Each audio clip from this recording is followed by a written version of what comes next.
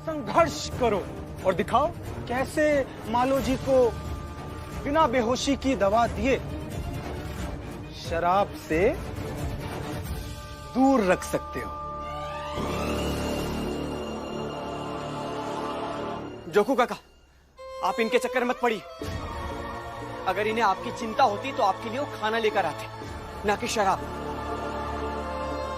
और ऐसे आपके ऊपर इल्जाम भी नहीं लगाते और ना समाज से ऐसे बहिष्कृत करते हैं आपको। जवाब दे सबको, क्योंकि आज हम किसी को जवाब नहीं देंगे।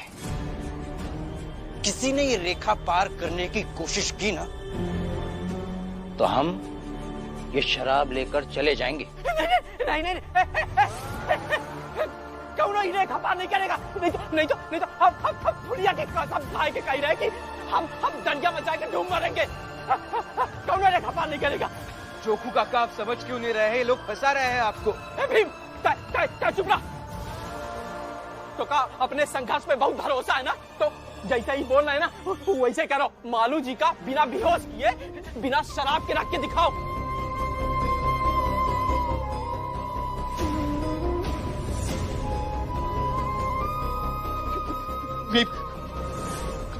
मुझसे नहीं बर्दाश्त हो रहा है। मालू भैया, आज बात आपके दोस्ती के संघर्षों के महत्ता पर आ गई है। आज आपको बर्दाश्त करना ही होगा। भाभी, मैं बहुत कोशिश कर रहा हूँ बर्दाश्त करने की, लेकिन नहीं हो रहा। मैं क्या करूँ?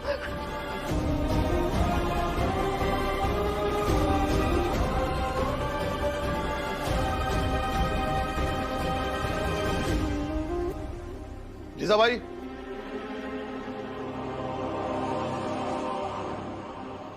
बाहर चलो, कुछ दिखाता हूं। क्या? चलो देखते हैं। टीम के संघर्षों की परीक्षा हो रही है, उसका नतीजा थोड़ी ही देर में निकलेगा। देखते हैं टीम जीतता या हारता है। नींद आ रही है मुझे। ये सब देखने में मुझे मेरा समय बर्बाद नहीं करना। जीजा भाई, देखना तो पड़ेगा ही। मन नहीं है मेरा भी मन नहीं था, लेकिन फिर भी मैं तुम्हारे साथ दरिया किनारे आया, तुम्हारे साथ घूमा, तुम्हारे साथ गोला खाया। इसलिए बिना मन के तुम्हें ही देखना पड़ेगा। हाथ छोड़िए। जीजा भाई, हाथ छुड़ाने की कोशिश मत करना, देखना तो पड़ेगा ही। ठीक है, चलो देखते क्या दिखाना चाहते हो। चलो। भूख लगी है। बैठो बैठो। खाना खाना। बैठो जोकू, हम अभी लेके आवत है खाना। अभी लावत है। खाए कर दे दो, आपको थोड़ी सी भूख लगी, बहुत भूख लगी हमको। जोकू काका, सब्र कीजिए, फुलिया काकी खाना लेकर आ रही है। बहुत भूख लगी हमको, बहुत भूख लगी हमको। दे दो। जोकू, रुक जाओ फुलिया।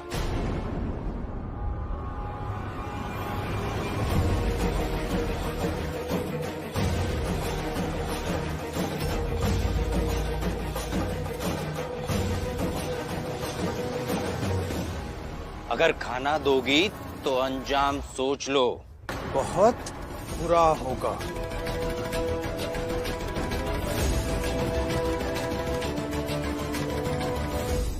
इन 4 दिनों तक इसकी जात का कोई भी आदमी इसे खाना पीना नहीं देगा, और जो भी इस सभा का फैसला नहीं मानेगा उसे हमेशा हमेशा के लिए समाज से बाहर कर दिया जाएगा।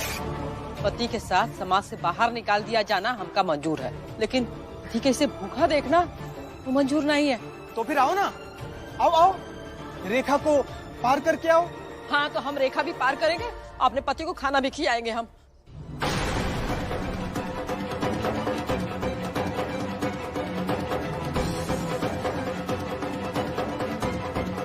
जीजा भाई, हमारे रास्ते से हट जाओ। क्या कर रही हो?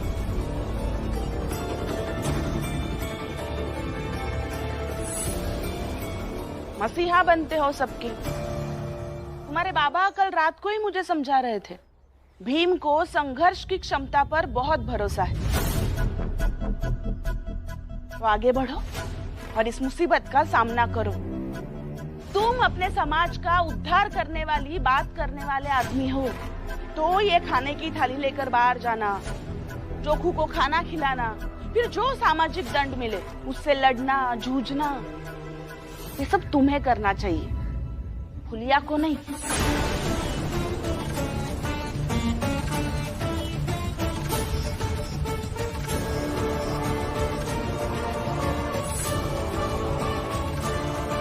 हमका देओगे काहे का नहीं देव थोड़ी का।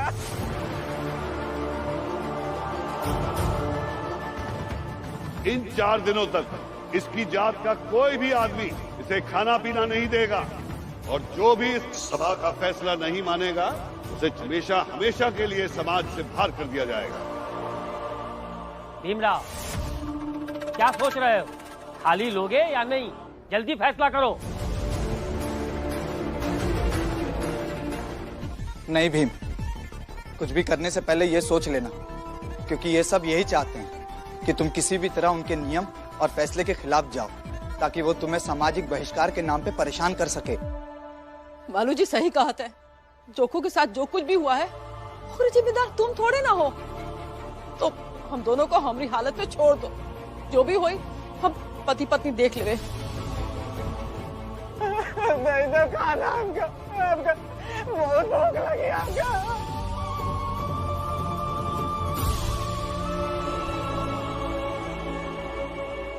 बताओ क्या करोगे? हिम्मत भी कितनी बार तोड़ पाएंगे वो लोग? हिम्मत तो फिर से जुट जाएगी, और मैं उम्र भर अपने जात के लोगों की हिम्मत को जोड़ता रहूंगा।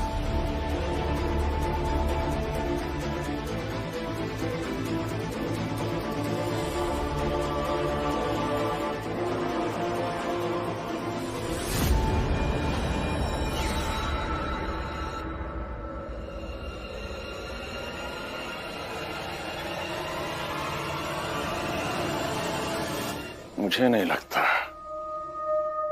भीम के रास्ते में उसके बाबा, उसकी पत्नी, उसकी बुआ और उसके कुछ समर्थक भी तो होंगे ना।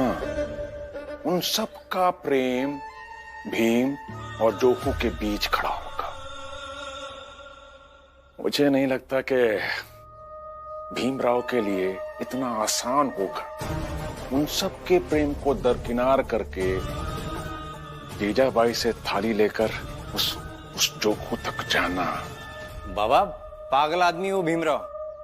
अपनी जात के लोगों के लिए इतना पागल रहता है कि वो अपनों के प्रेम को भी त्याग सकता है। उसके लिए अपने परिवार से पहले उसका समाज है।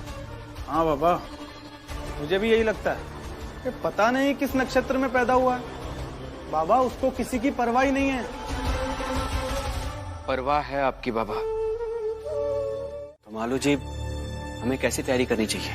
जितना मैंने मेघनाथ और मेघनाथ जैसे लोगों को देखा है, उसमें मैं ये समझ पाया हूँ कि वो लोग पूरी ताकत से लड़ेंगे, और उनकी ताकत उनके लोग होंगे, और इसलिए हमें भी अपनी लोगों की ताकत बढ़ानी चाहिए। हाँ, हमें ज्यादा से ज्यादा अपने जात के लोगों को एक मत पर लाना होगा, तभी हम ये लड़ाई जीत पाएंगे। साथियों, हमें ज्यादा से ज्यादा लोगों को एक मत पर लाना होगा, तभी हम उस भीमराव को अच्छे तरीके से हरा पाएंगे। क्या क्या कहा तूने? फिर से बोल। यही कि हमें हमारी जात के लोगों को इकट्ठा करना होगा, उनसे बात करनी होगी, उन्हें समझाना होगा कि ये लड़ाई बस भीमराव अंबेडकर की नहीं है, और ना ही सिर्फ जोखू काका की है, बल्कि ये लड़ाई हम सबकी है। और तुझे क्या लगता है सब लोग इकट्ठा हो जाएंगे? अरे जब इस चाल के लोग इकट्ठा नहीं हो पा रहे हैं, तो बाकी सब क्या इकट्ठा होंगे? बेकार की बातें कर रही है। बेकार की बातें आप कर रही हैं काकी, और ये मैं आपको दूसरी बार समझा रहा हूँ कि मेरे सामने मेरे मित्र के बारे में ऐसी बातें मत किया कीजिए। नहीं तो क्या करोगे?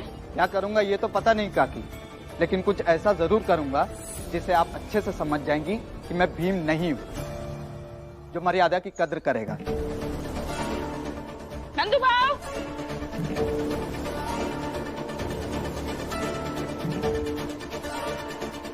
क्या हुआ जीजाबाई? ये आपका भाई मुझे तरीका सिखा रहा है। उस जीजाबाई को तरीका सिखा रहा है जिसे उसके पति, उसका परिवार, उसके बहू बेटे कोई नहीं सिखा पाया।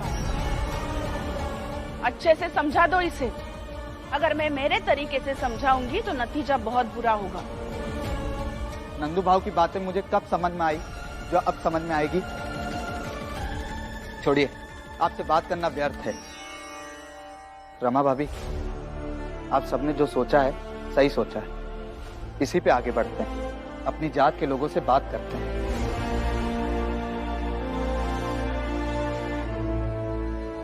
ये भीम दुनिया में पहला आदमी है जो खुद मुसीबतों को आमंत्रित करता है, लेकिन इस बार वो अपने हक की लड़ाई के कारण नहीं, बल्कि समाज की व्यवस्था का अपराधी बनकर फंसा है। इसलिए इस बार वो विजयी नहीं हो सकता, किसी भी हालत में विजयी नहीं हो सकता। देखूंगी मैं भी। जरूर देखिएगा।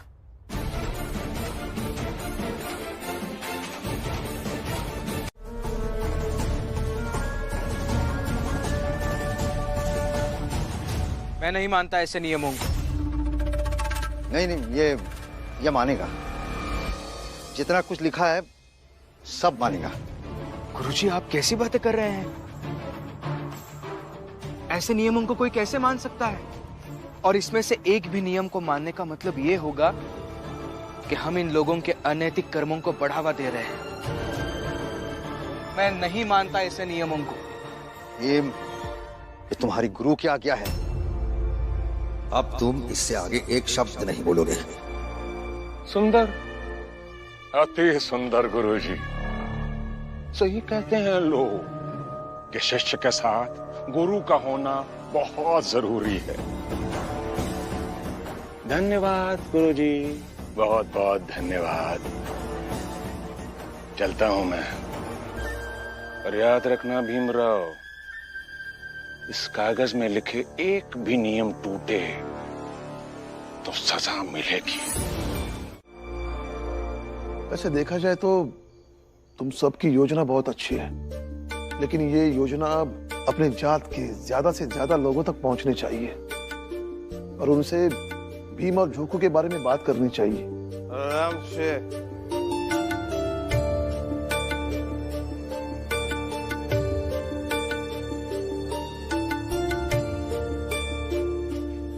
राम जी, भीमराव का क्या हुआ? सुना उसके बारे में कुछ सुना? राम जी इतना गंभीर बैठे अपने एक बेटे के साथ, तो इसका मतलब तो यही हुआ ना कि वो दूसरे बेटे के बारे में बात कर रहे हैं। गंभीर तो हो, मगर गर्व भी बहुत हो रहा है। और संतोष भी है कि जब भीमराव जोखू के साथ है तो कोई भी हाल में जोखू का कुछ भी बुरा नहीं होने देगा।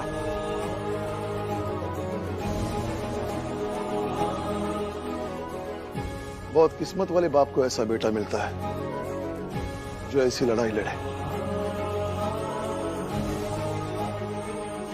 लेकिन ये बात इन लोगों के समझ में नहीं आएगी। अरे क्या लड़ाई लड़ेगा वो? अरे वो जीवन भर भटकता रहेगा। समाज से निष्कासित आदमी कितने दिनों तक जी पाता है कि ये भीमराव जिएगा? देखना एक दिन कहीं न कहीं ये भीमराव भी मरा हुआ मिलेगा। हितेश काका,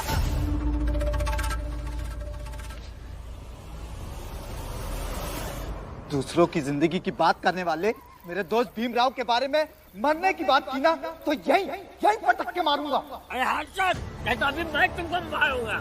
हट। दोस्त करता, अभी तेरा दोस्त भूखे भटकता रहेगा, तू यहाँ खाएगा। कल दोस्त करता है।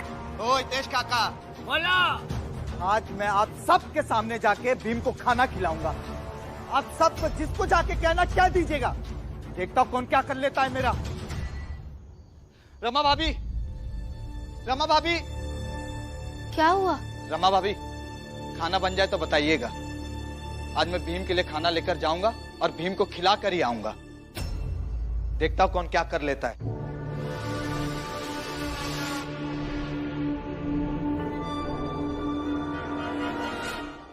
ये मौका सही हाथ लगा है। रास्ते में ही तुझे मार डालूंगा। आज तू मरेगा मालू जी। भीम तो इस चाल से निकल चुका है और इस चाल की तरफ से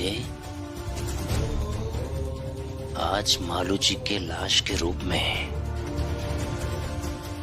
अपने समाज को कि तू कैसे भीम को खाना खिलाता है और ऊंची जात वालों से बचता है। देखना, बिल्कुल देखना। आज मेरी मित्रता की परीक्षा है तो मैं दूंगा और उसमें उत्तीर्ण भी होकर दिखाऊंगा। मालू जी, अभी ये समय भावुक होने का नहीं है, बल्कि हमें इस बात पर सोचना होगा कि अभी भीम को उनके चंगुल से कैसे छुड़ाया जाए। आनंद भाऊ, सब हो जाएगा। रमा भाभी, आप खाना बना दीजिए बस। मालू भैया, ऐसे जिद मत कीजिए ना आप। रमा भाभी, आपको मेरी कसम है, आज मैं सबको बताऊंगा कि भीम मेरे लिए कितना महत्वपूर्ण है। ठीक है, बनाती हूँ खाना।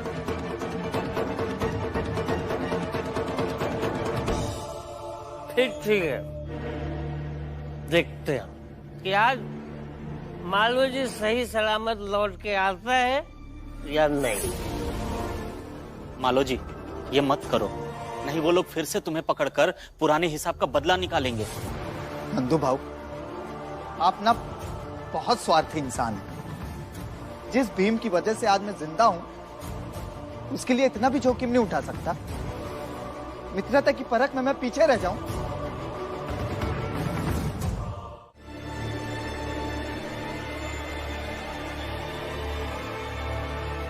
देख लो, भीम को खाना देने जा रहा हूं और लौट कर भी आऊंगा। रुको जनार्दन, हम लोग भी चलते हैं। पता नहीं ये खुद खाना खा ले और आगे कहे कि हम भीम को खिला दिए, तो हम क्या समझेंगे? हाँ हाँ, चलिए ना, डरता हूँ क्या? मालू जी, तुम किसके चक्कर में पड़े हो? इन लोगों को कुछ समझना ही नहीं है। मगर काका, मुझे तो समझना है। चलिए साथ में, और आप सब लोग सिर्फ देखिएगा, कुछ करिएगा मत। नहीं, कुछ नहीं करेंगे, चलो।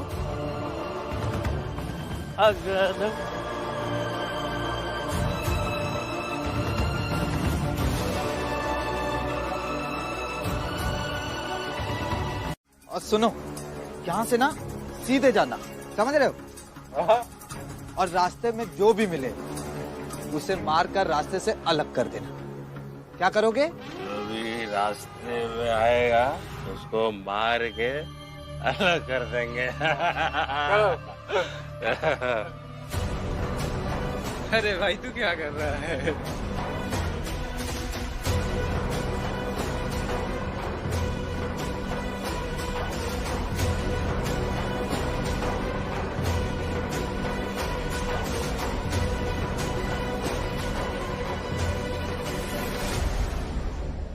भाऊ, हमें यहीं रुकना चाहिए। वो यहीं आएगा।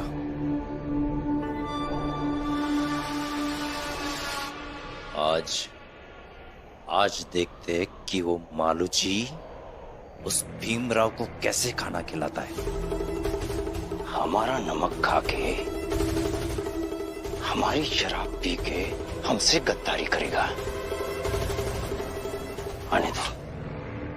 आने दो उसे। आज यही मार डालेंगे उसे। भाऊ, शनि थोड़ा भारी है और आप परेशान मत होइए। बदला तो हमारा पूरा होकर रहेगा। उसे इतना पीटेंगे कि वो भीमराव को खाना तो क्या, खुद के लिए पानी भी नसीब नहीं होगा उसे। यहीं मरेगा तड़प तड़प कर।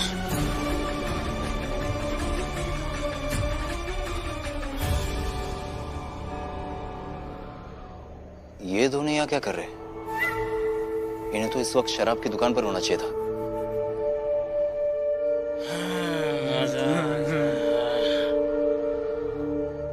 रुको। कहाँ जा रहे हो तुम दोनों? तुम होते कौन हो पूछने वाले? तुम्हारा जहाँ मन करेगा हम वहाँ जाएंगे। हट जाओ हमारे रास्ते से। दिमाग खराब हो गया? ज्यादा पी लिए क्या? होश में तो हो? मालिक है हम तुम्हारे। तुम्हें शराब की दुकान पर निगरानी के लिए रखा था और तुम शराब पीकर हमसे जुबान लड़ा रहे हो। ये लोग ऐसे नहीं मानेंगे। ये लोग ऐसे नहीं मानेंगे।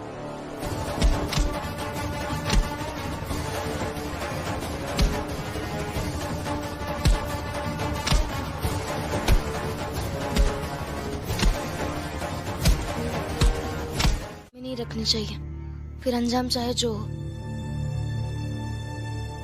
भीम, भीम, तुम ठीक तो हो ना? मैं ठीक हूँ भैया। भैया आप दोनों जाइए, मैं इनके साथ यही रुकती हूँ। क्यों? तुम भी चली जाओ ना इनके साथ। रमा। हाँ ठीक है, आपसे 10 कदम दूर ही रहूंगी, आप चिंता मत कीजिए। भैया दीदी आप दोनों जाइए। ठीक है रमा, भीम का ख्याल रखना।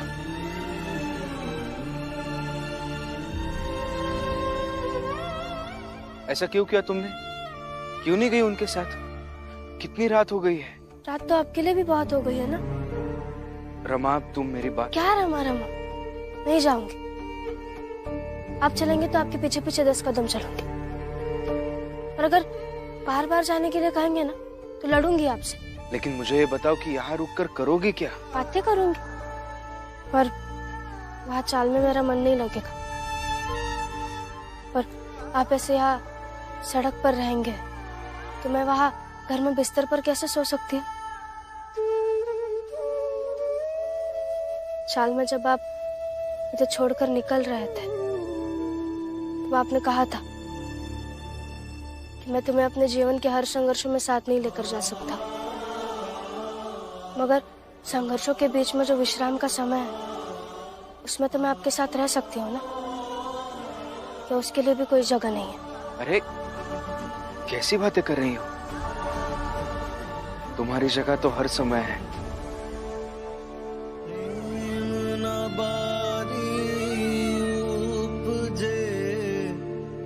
प्रेम न हाट बेकार, राजा प्रजा जो ही रुचे, सिस देही ले जा। और मैंने जब यहाँ बैठना चाहा तब आपने भी मुझे नहीं रोका। पति पत्नी के रिश्ते में सम्मान होना बहुत जरूरी है। हाँ रमा,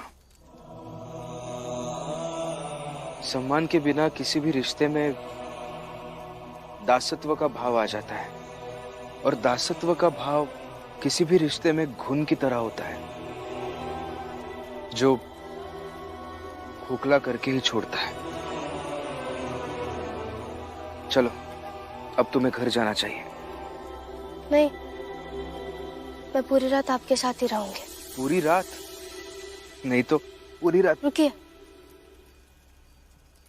अगर प्रेम नहीं है तो चले जाइए, और अगर है तो बैठे रहिए, क्योंकि ये रात कोई मामूली रात नहीं है। ये रात भीमराव अंबेडकर के संघर्षों की रात है। ये रात आप कभी नहीं भूलेंगे, ना मैं भूलूंगी और ना ही ये संसार भूलेगा। ये रात आने वाली हमारी पीढ़ी के लिए एक प्रेरणा होगी। मतलब क्या चल रहा है तुम्हारे मन में? मैं ना आपका साक्षात्कार लेना चाहती हूँ। क्या? हाँ, भीमराव अंबेडकर का पहला साक्षात्कार उनकी पत्नी रमा लेंगे, और आज वो अवसर आ गया है। कैसी बातें कर रही हो तुम? कुछ भी बोल रही हो। मैं ना घर से निकली थी तब ये लेकर निकली थी। मैंने सोच रखा था कि आज रात में मैं आपसे सवाल पूछूंगी, और जवाब भी आप ही देंगे। हाँ, पहला सवाल भीमराव अम्बेडकर जी, आज की रात को आप अपने जीवन में संघर्ष की नजर से कैसे देखते हैं?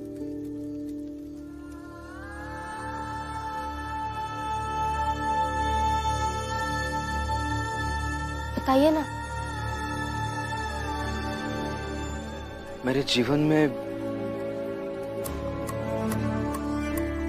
सबसे कमजोर 2 क्षण रहे हैं। एक क्षण वो था जब मेरी आई भीमाबाई ने मेरे सामने दम तोड़ दिया,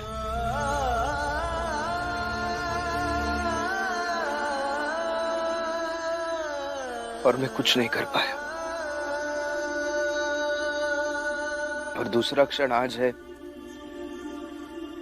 जो मेरी पत्नी मेरे सामने है लेकिन दूर बैठी है। चाहकर भी मैं उसके पास नहीं जा सकता। बाबा छोटे को पिटवाया, महिपाल को। बाबा मैं उससे छोड़ूंगा नहीं, जान ले लूंगा मैं उससे। शिशुपाल शांत हो जाओ, शांत हो जाओ। अपने गुस्से को काबू में रखना सीखो। अगर मैंने मान भी लिया कि तेरा अंदाजा सही है, तो भी कैसे साबित करेगा कि वो मालोजी ही था? बेटा, जो बात साबित नहीं कर सकते उस पर विचार करने का कुछ फायदा नहीं।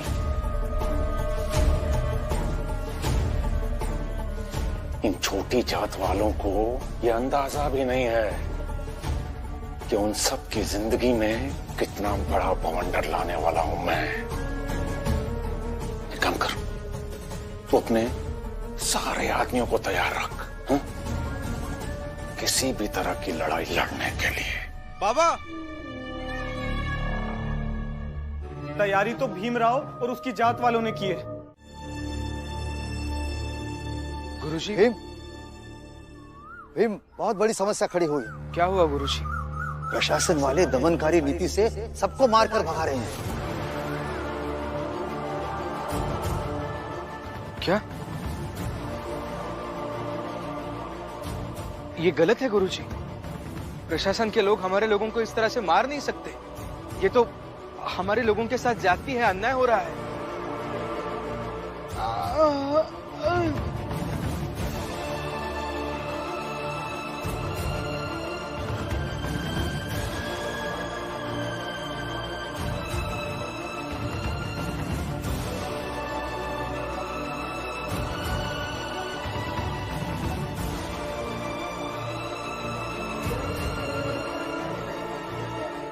बस भाई, यहीं बैठ जाते हैं।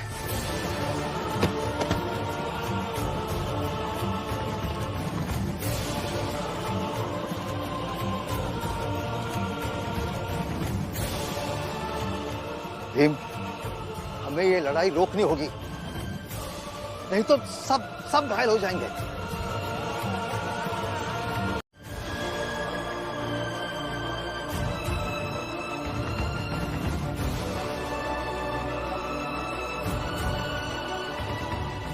भीमराव, मैं यही हूं और देखता हूं कि तू क्या करने वाला है अब।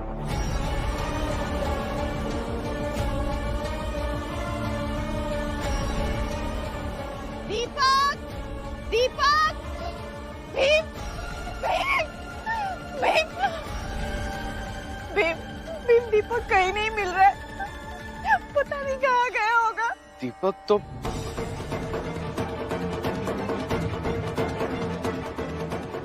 दीपक यहाँ नहीं है। कहाँ है दीपक? मुझे क्या पूछ रहा है? जाके ढूंढ। काकी आप घबराइए मत, आइए ढूंढते हैं दीपक को।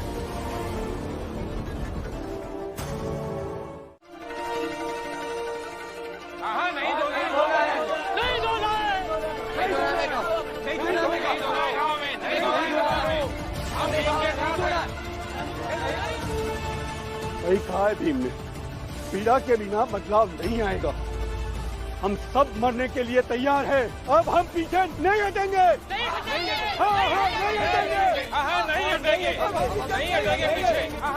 नहीं हटेंगे। हाँ जाओ फिर, आगे बढ़ो और तब तक मार खाओ जब तक तुम सब मर नहीं जाते। जीजा भाई,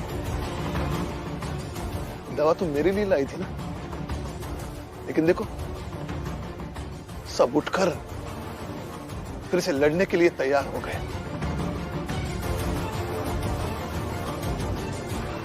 हाँ, हमें भी हिस्सेदारी चाहिए। अब तो बच्चा भी हिस्सेदारी मांगने लगा है। नहीं जीजा भाई, मुझे दवा नहीं लगवानी है। अजीब नहीं है आप? वहाँ मुझे घर में आप हिस्सा नहीं दे रहे हो और यहाँ आपको हिस्सेदारी चाहिए। जीजा भाई, कुछ और नाटक सोच के रखो, तब तक मैं इनके साथ एक बड़े काम को अंजाम देकर आता हूं। और आप सब सोच लीजिए, अगर ऐसे ही गए तो जान का खतरा है। अब हम जान देने से नहीं डरते। नहीं डरते, नहीं डरते, नहीं डरते, नहीं डरते, नहीं डरते, नहीं डरते। लेकिन मैं तो डरता हूं ना।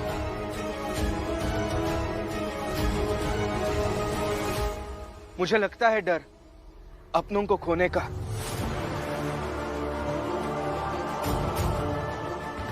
देखिए, हम अपनी बात मनवाने का रास्ता बदलेंगे। आप लोग कहीं मत जाइए, यहीं बैठे रहिए, अपने अपने घाव धुलवा लीजिए और दवा लगा लीजिए। आगे क्या करना है मैं बताऊंगा।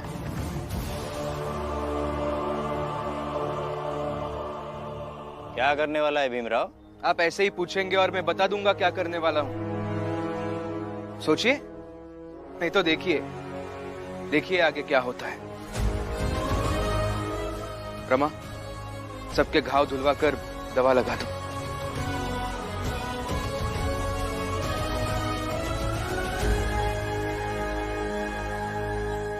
देखिए, आप में से कोई भी अभी घर लौटकर नहीं जाएगा।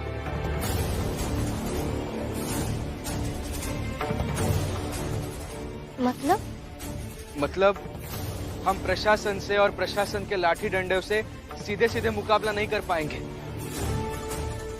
तो हम घर नहीं जाएंगे, बस ऐसे ही रास्तों पर भटकते रहेंगे।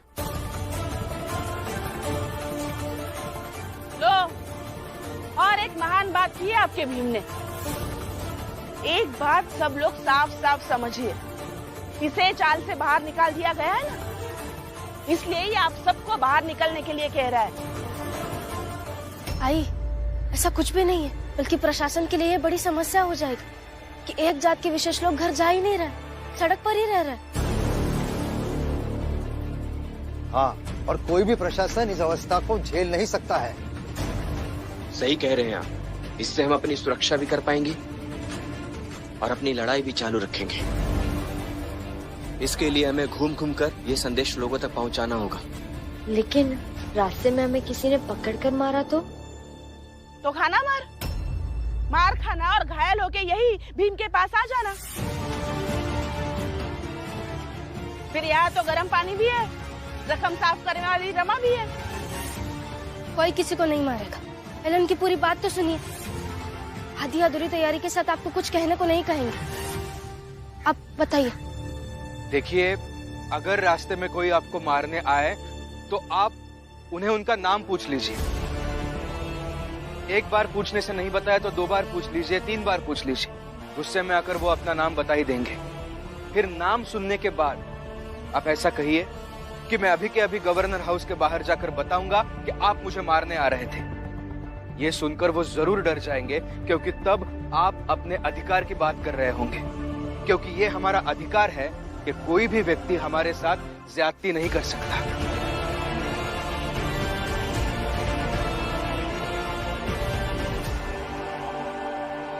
हम सब चलते हैं और जैसा भीम ने कहा है वैसा ही करेंगे।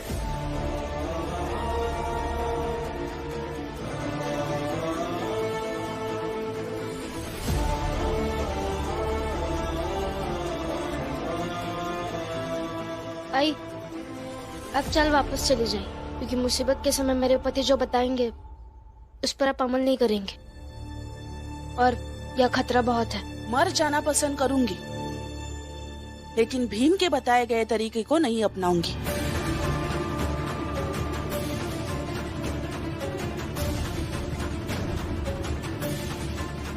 सुनिए, सुनो तुम सब, कान खोलकर सुन लो। कल से तुम सबकी नौकरी गई। क्या? ऐसा मत कीजिए मालिक, हम सब बर्बाद हो जाएंगे मालिक। एक मौका देता हूँ। बोलिए मालिक। कल सुबह होने से पहले उस जोखू और भीम को छोड़कर सबको चाल के अंदर ले आओ, तभी तुम लोगों की नौकरी बच सकती है, नहीं तो तुम सबकी नौकरी गई।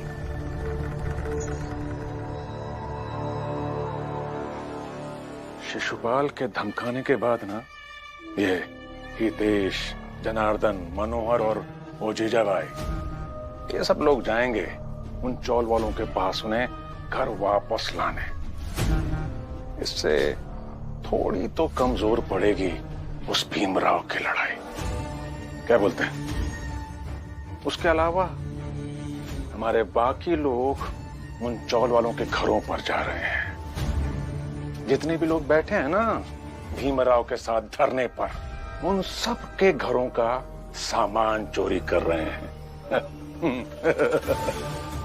बहुत जल्दी ये खबर भी पहुंच जाएगी उस भीमराव और उनके लोगों के पास।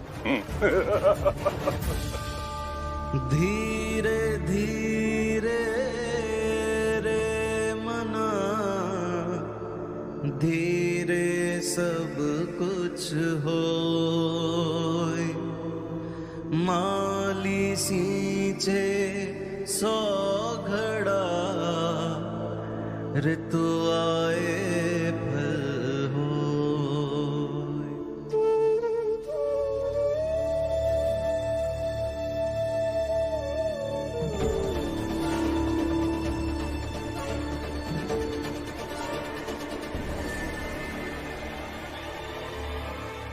सब वापस चाल चलो।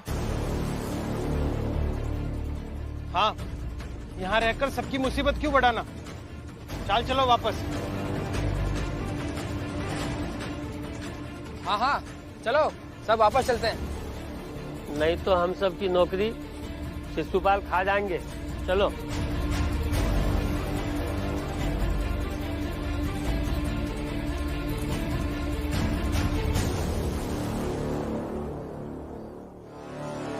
और एक खबर और है।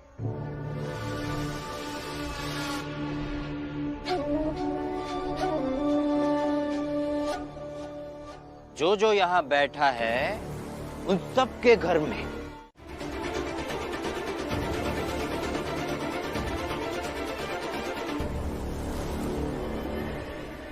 भीमराव, अवकाश से ज्यादा पाने की चाहत रखते हो?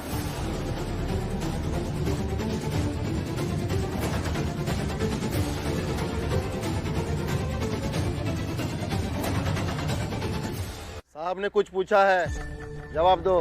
पहले ये तो पता चले कि सवाल पूछ कौन रहा है, एक सरकारी अधिकारी या ऊंची जात का एक व्यक्ति? क्या फर्क पड़ता है? तुम्हारे सामने जो खड़ा है वो ऊंची जाति का अधिकारी है। अधिकारी की जात नहीं होती, अधिकारी अधिकारी होता है। और जो लोग अपने जात की पहचान लेकर घूमते हैं उन्हें मैं अधिकारी नहीं समझता। जितना पूछा जाए उतना जवाब दो।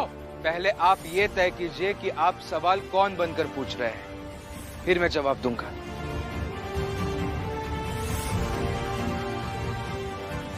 अधिकारी बन के पूछ रहा हूँ, क्या चाहते हो? अपनी मांग बोलो। मांग नहीं, हक। हक इस बात का कि जब भी इस समाज में हमारी जात से संबंधित फैसले लिए जाएंगे तब उन फैसलों में हमारी भी हिस्सेदारी हो।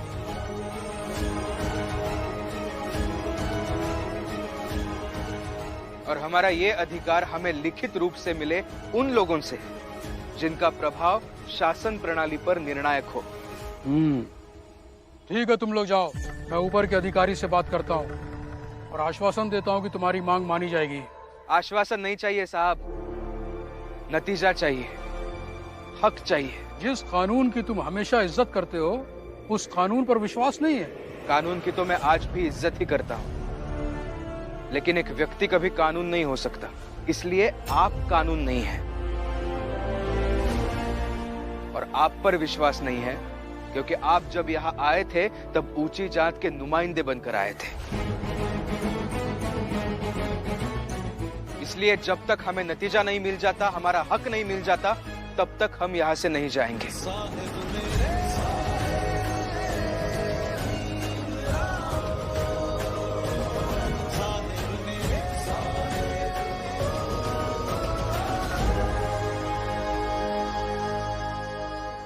मामूली हो, बातें इतनी बड़ी बड़ी ना करो कि प्रशासन तुम्हारी आवाज सुनने के बजाय तुम्हें गूंगा बनाने का फैसला कर ले। अपने हक की बात करने वाला व्यक्ति कभी मामूली नहीं हो सकता साहब। और अगर मैं इतना ही मामूली होता तो आप जैसे बड़े अधिकारी यहाँ मुझसे बात करने क्यों आते हैं?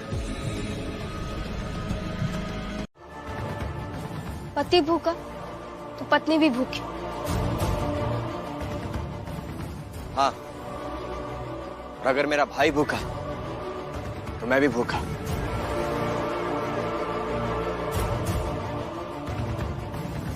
और मेरा दोस्त भूखा तो मैं भी भूखा। और मैं भी भूखा। मैं भी भूखा। मैं भी भूखी। मैं भी भूखी। हम भी भूखे। मैं भी भूखी। और मैं भी भूखा। मैं भी भूखी। और मैं भी भूखा।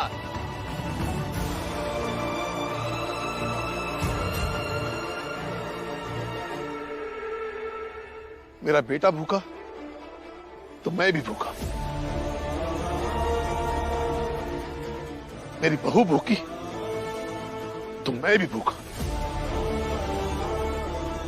मेरे जात के लोग भूखे तो मैं भी भूखा। कबीरा सोई पीर है जो जाने पर पीर, जो पर पीर न जानही सो का पीर में पीर। बाबा,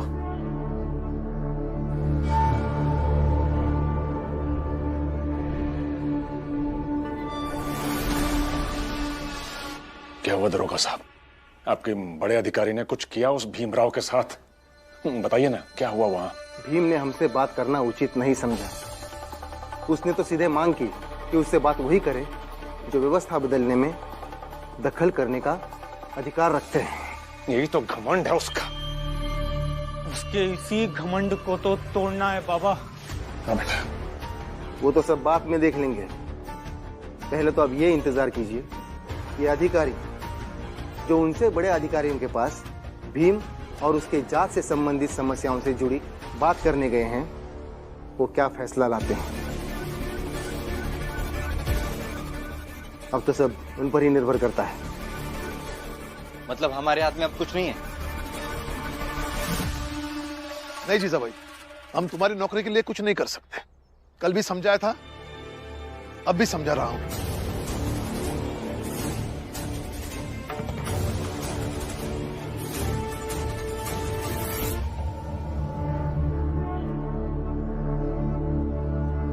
भीमराव, हमारी रोजी रोटी बचा लो,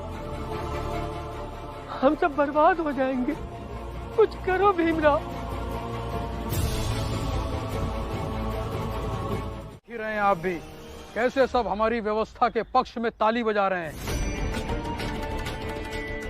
और वो जोखू सामाजिक दंड को खुशी खुशी स्वीकार भी कर रहा है।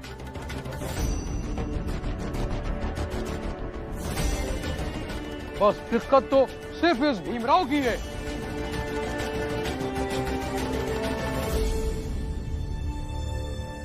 हाँ, अब तुम अपना पक्ष रखो।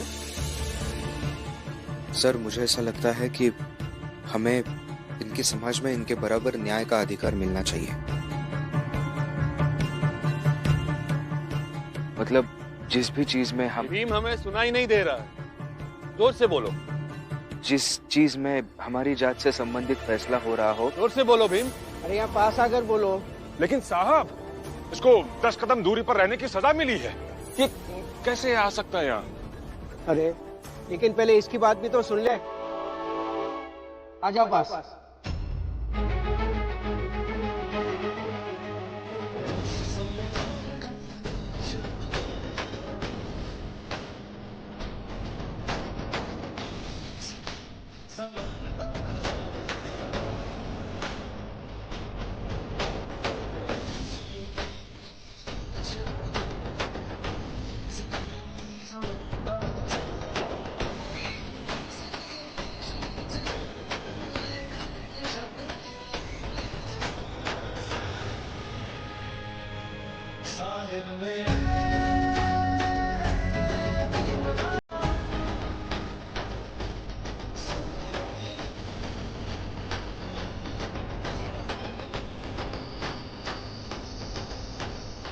बोलो सर, अब मैं क्या कहना चाह रहा हूँ सुनाई दे रहा है आपको?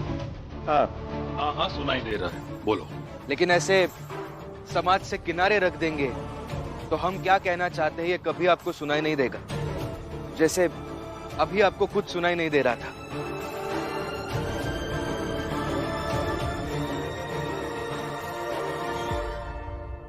ए भीम, वहां से धीरे बोल रहा था और यहाँ आकर तेज बन रहा है। यही तो गुस्ताखी है। हम थोड़ा बोलना चाहे तो आपको लगता है हम ज्यादा बोल रहे हैं और हमें धीरे बोलना चाहिए। फिर आपको लगता है कि हम ना ही बोले तो ज्यादा अच्छा है। और एक दिन आप हमें समाज के किनारे खड़े कर देते हैं ताकि हमारी आवाज किसी तक पहुंच ना पाए।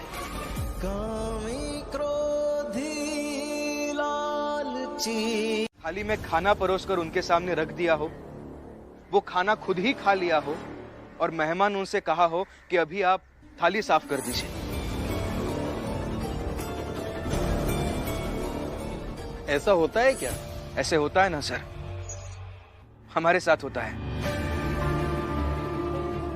ये लोग खुद ही सभा लगाते हैं, आरोप खुद ही तय करते हैं, फैसले भी खुद ही तय करते हैं और न्याय मिला ये सोचकर खुद ही खुशियां भी बांटते हैं और हमें बाध्य करते हैं इनके सुनाए गए फैसले मानने के लिए, जैसे थाली में का खाना इन्होंने खाया हो और हम सिर्फ जूठे बर्तन साफ कर रहे हो।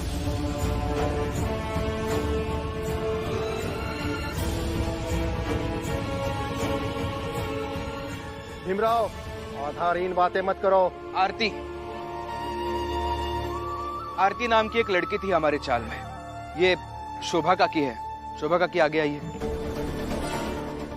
इनकी छोटी बहन। उस आरती को एक अंग्रेज अधिकारी से प्यार हो गया। अंग्रेज अधिकारी को आरती से प्यार नहीं हुआ, लेकिन इसके बावजूद आरती उस अधिकारी के बच्चे की मां बन गई। और फिर इन समाज वालों ने आरती को बदचलन और चरित्रहीन कहना शुरू कर दिया और इनकी बातों की वजह से उस आरती को हमें और हमारी चाल को छोड़कर जाना पड़ा।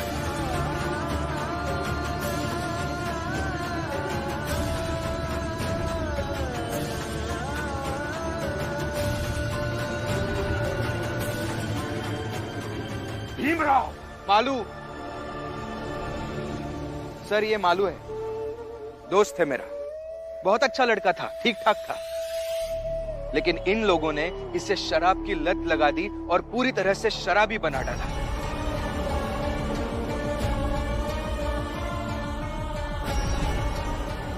ये हमारे जोखू काका, ये भी अच्छे थे। हमारी चाल में इनकी एक दुकान भी थी, लेकिन इन्होंने दारू की दुकान खोलकर उस दारू की दुकान में इन्हें काम पर रख दिया और फिर इन्हें भी मालू की तरह शराब की लत लगा दी और पूरी तरह से शराबी बना डाला। और फिर एक बार शराब की लालच देकर इनसे चोरी करवाई और फिर उसके बाद सभा लगाकर उस सभा में इन्हें झूठा साबित किया और 4 दिन तक चाल से बाहर रहने की सजा सुना दी।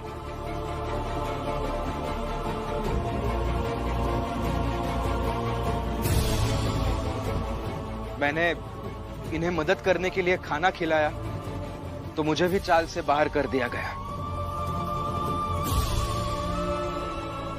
मैं कॉलेज में पढ़ता हूँ, मेरी परीक्षा आने वाली है सर।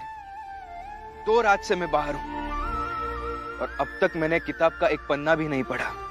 ये लोग सदियों से अपने साथ हो रहे अन्याय के मायूसी को उल्लास के साथ भुलाना चाहते हैं।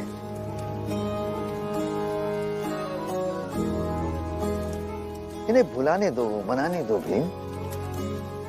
और भीम, तुम्हें इनका प्यार नहीं संभालना है, बल्कि इनके लिए काम करके, इनकी लड़ाई लड़कर इनकी जिंदगी बदलनी है। यही इनके प्यार की चुकाई जाने वाली कीमत है भीम।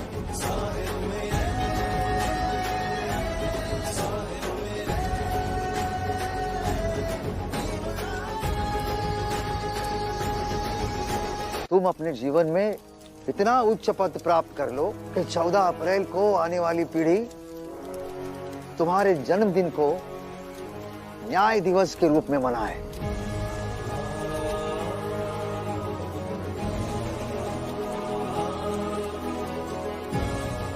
और भीम, तुम हजारों साल नहीं, तब तक लोगों के बीच याद किए जाओ, उनकी स्मृतियों में रहो, उनके जीवन में रहो, जब तक ये मानव जाति रहेगी।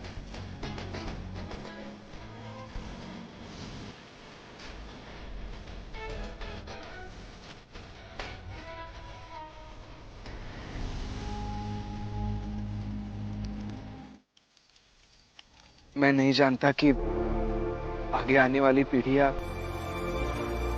मुझे याद रखने लायक समझेंगी या नहीं समझेंगी, लेकिन मैं आपको इतना आश्वासन जरूर दे सकता हूं, जब तक मैं जिंदा रहूंगा अपने जात के लिए और अपने समाज के लिए लड़ता रहूंगा, अपने लोगों के लिए काम करता रहूंगा, इन्हें न्याय दिलाता रहूंगा। और न्याय हर किसी के लिए सुगम करता रहूंगा।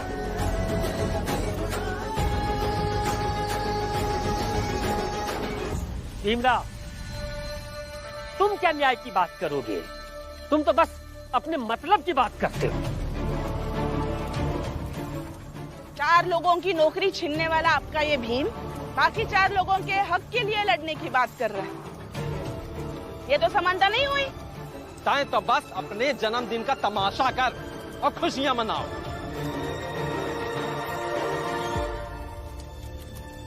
अभी तुम लोगों की भीम के साथ दिक्कत है, इसीलिए तुम लोगों को समझ में नहीं आएगा कि भीम ने तुम लोगों के लिए क्या किया है। लेकिन एक दिन आएगा जब तुम सबको इसका एहसास होगा, और तब देखना तुम्हारे साथ ये पूरा देश भीम का जन्मदिन मनाएगा।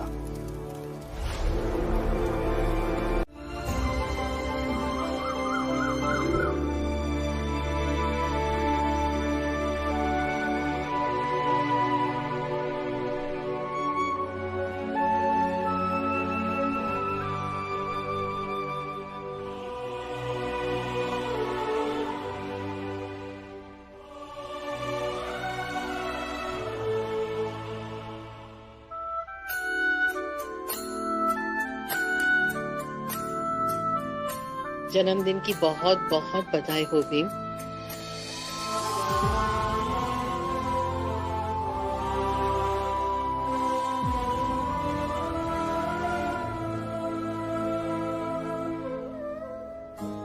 मैंने तो पहले ही इसका नाम सोच रखा है। तू भीमाबाई का बेटा भीम है। इतनी मुश्किलों से तू लड़के आया है, अब अंधेरा छटेगा, रोशनी होगी और हर दिन से जास्ती चमकीला सूरज निकलेगा। कबीरा लोहा एक है, गढ़ने में है फेर, ताही का बख्तर बने, ताही की शमशेर। साहिब मेरे भीमराव, साहिब मेरे भीमराव, साहिब मेरे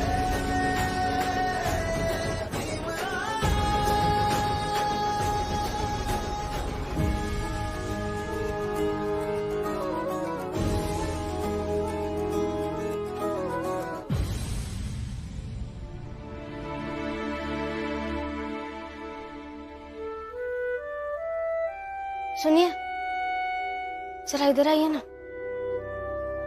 जल्दी आइए।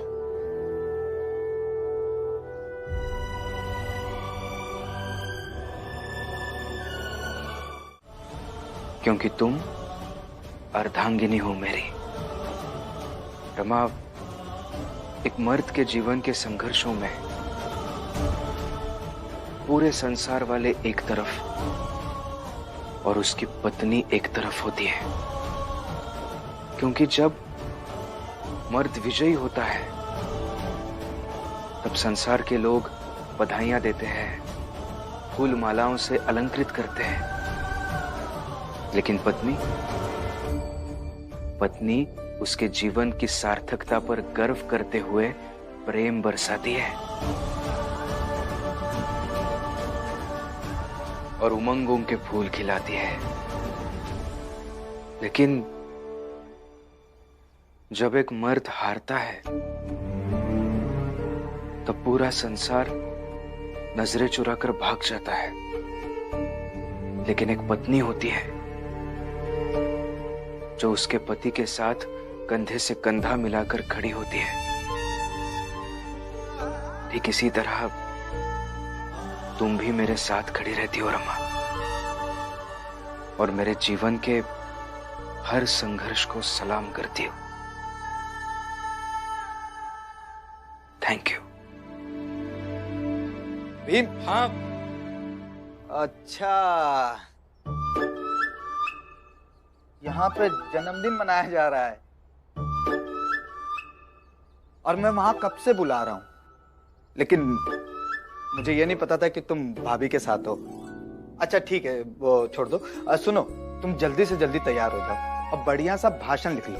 भाषण की क्या? हाँ, आपको तो आदत ही है हर चीज की बारीकी से तैयारी करने की, तो आज अपने जन्मदिन के संबोधन की भी तैयारी कीजिए।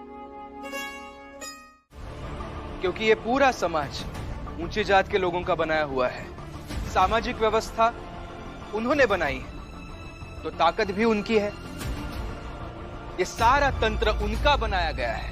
तो अगर इस समाज में रहकर हमें कुछ बनना है, हमें कुछ बनाना है, तो हमारी एकता हमारी सबसे बड़ी ताकत होनी चाहिए।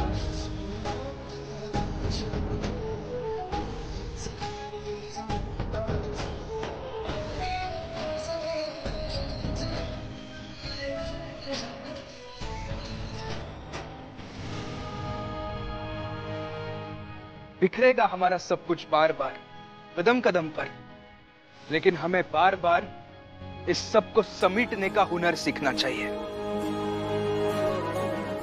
और ये हुनर बस इतना सा है।